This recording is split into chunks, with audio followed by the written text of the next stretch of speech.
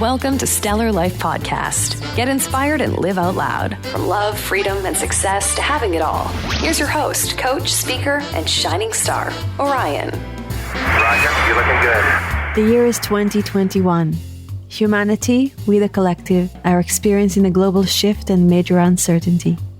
Many changes have already happened within the fabric of our society, in our governments, and there are many more to come. In times like these, you must stay more centered, more connected, more loving. Follow your intuition as your northern star. Take charge of your mindset regardless of external situations. This year, I'm going to be posting special episodes called Stellar Experiences. In these episodes, I and some of my favorite guests are going to take you through a variety of exercises and guided meditations that will give you a stronger experience of self, calmness, and inner joy. Please do not listen to these episodes while you are driving or working. Find a quiet place, relax, and give yourself the gift of self-discovery. Welcome to your stellar experience. Hello and welcome to Stellar Life Podcast. This is your host, Orion. What is your relationship with money? Is money a good thing? Is it a bad thing? Is it a beautiful thing? Is that a dirty thing? When you grew up, what were the phrases that you were hearing from your parents, from the surroundings? Did you hear money doesn't grow on trees? Or rich people are mean? Whatever it is, whatever story you have around money, it can hold you back from manifesting the abundance that you deserve. And poor people have a relationship with money. Wealthy people have a relationship with money. And sometimes even billionaires carry stories around money that keeps them up at night. And regardless of how much money comes in, they're awfully stressed out. Or some people make a lot of money, but you know, they, as soon as they have the money, they somehow manage to lose it. And some people just never even allow themselves to attract a lot of money because they believe that they only deserve a certain amount. Money is such a spiritual thing because it takes a lot of spiritual work to clean that old baggage and create a healthy relationship with money, just like you have a relationship with a partner. In order for the relationship to work, you want to clear your own old baggage. You want to work on yourself because when you come into a new relationship and you are clean, then the relationship can thrive and it can work. But if you have old baggage and then the new partner is saying something, it can just trigger you and it can damage the relationship. So when you work on yourself and you clear what is holding you back and the stories that you have around money, you can have a better, more amazing relationship with money. And so the process that you're going to experience right now is incredible and it's beautiful, and you're going to really just give yourself that time and allow yourself to believe that this is going to work for you. And right now, today, you are going to do this process and release something that is holding you back. Because there's a reason you're listening to this right now. There's a reason. There is a desire inside of you to release it. So let it go. And just trust that this process is going to work for you, and it will. Claudia Arnold-Sawaf is incredible. She's a personal friend of mine. She's a wealth manager, a coach. She helps people with their money stories. She helps them release fears and release beliefs that no longer serves them, because money is energy. And when you get into a higher vibration and you're going to match that energy of abundance, it will flow into your life and you will receive it in unforeseen ways. It will surprise you how much you can attract and how many good things can come into your life, and it's not complicated. Claudia has been doing it for many, many years. She's been clearing her own money stories, and she worked with many, many people and helped them clear their own baggage around money and release it and clear it. Because you don't need this anxiety in your life. It's time to make peace with money. Maybe love it. Maybe you really enjoy it. Maybe make it a little game of how can I love myself and appreciate myself enough to believe that I deserve abundance. So it's time to eliminate your fears and attract more money. And Claudia is going to take you on a beautiful journey. Are you ready? Here we go. 2, 1, 0. In his book Affluent, Deepak Chopra provides us with the A to Z steps to a richer life. He says that being affluent, or as I'd like to say, being in a state of affluence, is our natural state. We just need to restore the memory of what we already know. Knowing that it is our birthright to live in abundance and affluence, it is my intention today to share with you the 3 keys and action steps to pave the way. The first is being aware of our stories that we attach to money and abundance. Stories can be like carrying around extra baggage, and then the journey becomes more challenging.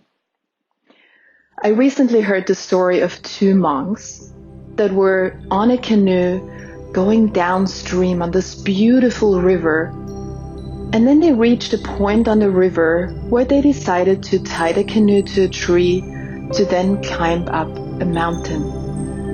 And you see, carrying extra baggage would equate to these 2 monks carrying the canoe up with them, when really what they need is the extra energy and alertness as they maneuver through the forest to successfully reach the mountain top. So here is what I'd like you to do. Find a quiet spot, a favorite pen and a journal.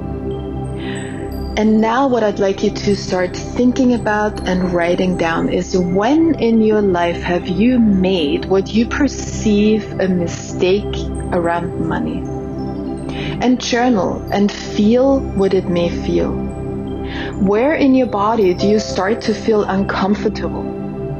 See, triggers and emotions always start in the body: a tight chest, a knot in the throat, stomach pains. Just be aware of those and gently let them go. Now go back to your childhood and ask yourself, how was I raised around money? What was talked about when I was 5 years old, 6 years old, full of desires and dreams and hopes? What are the 3 phrases I learned and I overheard? And now write those down as well. And I'm going to ask you, do these beliefs still serve you today? And this brings me to my second key. And the second key to paving the way to abundance and affluence is the art of letting go. Just like the 2 monks deciding to keep the canoe down by the river to walk up the mountain, letting go of old stories, opinions, judgments around money is a key to unlock affluence and abundance. When we hold on to negative events, we judge them, we possibly even beat up on ourselves. We create blockages, and those blockages essentially block our natural state of affluence. Oftentimes, unwanted situations will repeat and keep surfacing until such time that we simply let go. Easier said than done, right? Well, let's journal and review everything you noted down. Let's see what these failures, mistakes, and stories you created were and how you experienced them. And now simply and lovingly accept them. Yes, you're right. I'm asking you to simply accept that what happened in the past, it happened. And now know that these were part of your history. They were part of your journey. They were part of your learning. And know that it's okay to let them go. Do not judge them. We're not even looking for forgiveness at this point. All we want you to do is just let them go and be back in our power, our strong core, and be empowered. Now, you may want to use methods such as tapping or simply a meditation to lovingly take all these stories, pack the old beliefs, the failures, the bad emotions, put them all inside a beautiful box, and tie a beautiful ribbon around this box. And now gently release the box in the river. Watch it float downstream and away. And as your box floats away, you look up into the deep blue sky. And what appears right in front of you is this beautiful, colorful rainbow.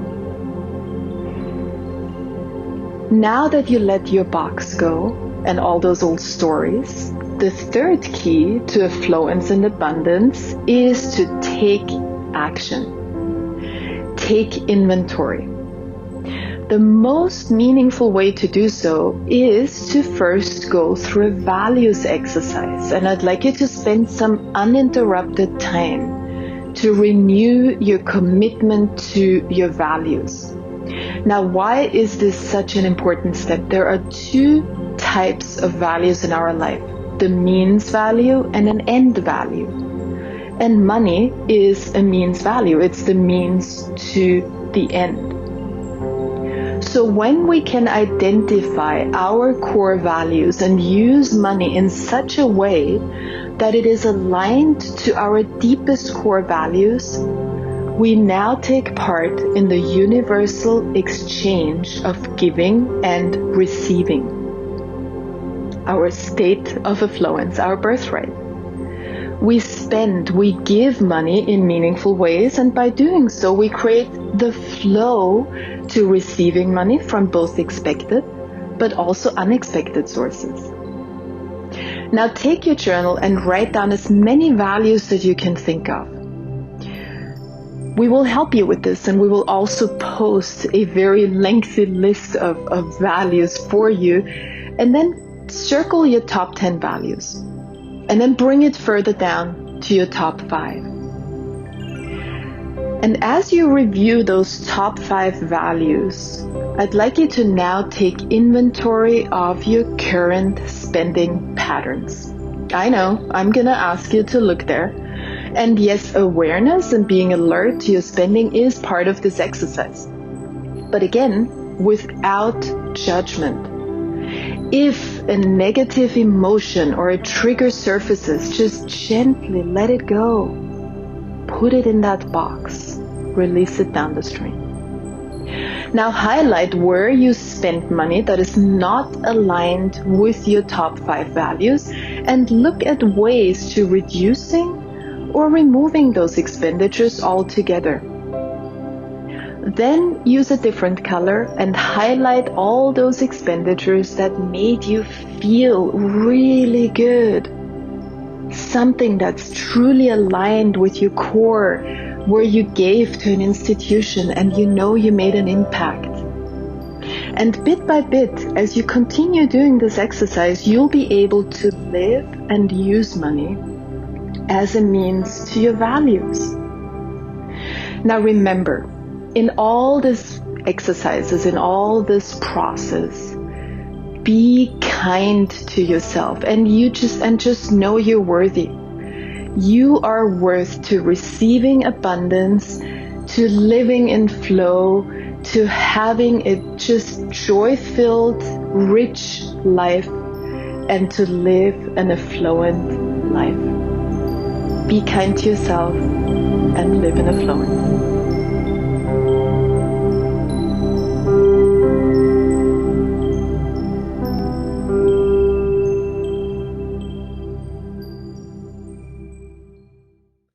I hope you enjoyed this incredible process. Thank you so much, Claudia, for your generosity and sharing this process with us.